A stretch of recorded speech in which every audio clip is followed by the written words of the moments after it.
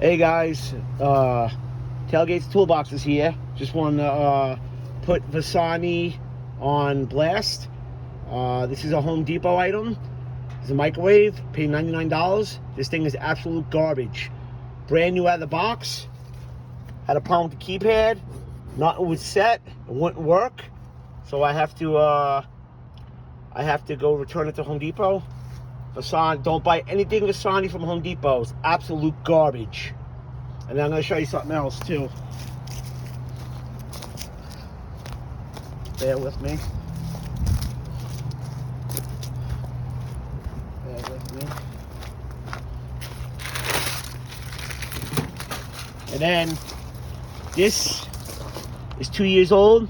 This is Magic Chef. This was also from Home Depot. This was 2 years old. Yesterday, this stupid thing caught fire in my house. Smoked out my kitchen. And bought that 12/30 of 23. So it's not even 2 years old. And this piece of crap caught fire. Lucky it didn't burn my house down.